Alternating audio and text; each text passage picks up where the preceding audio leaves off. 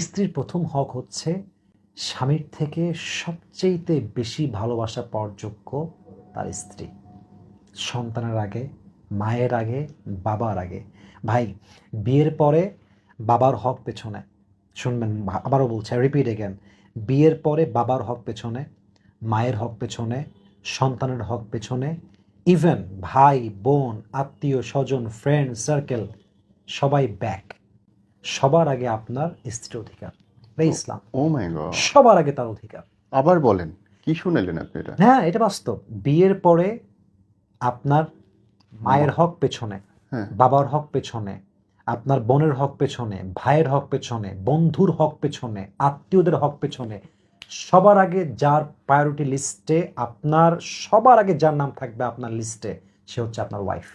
ও সবচেয়ে দামি। এটা খোদা। রাসূলের হাদিস। আপনার বউ সবচেয়ে বড় কিন্তু অধিকার একটা রাখে। লাইনেই জীবনের সব সমস্যার সমাধান, সমাধান। অথচ এখানে সব ভেজাল। সব ভেজাল এখানে। কেউ মাকে দাম দিয়ে ফেলছে, কেউ স্ত্রী ডাউন করে ফেলছে, কেউ স্ত্রীকে আকাশ উড়াচ্ছে, মাকে ডাউন করে ফেলছে।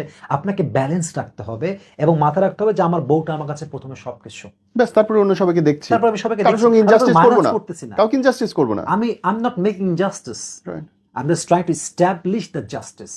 right. Because the prophet says your wife is front and everyone Okay. is back. Okay, so done. আর তো কোনো কথা হইতে পারে আমার না। বউকে নিয়ে আমি সবার আগে থাকবো, এটা আমার জরুরি।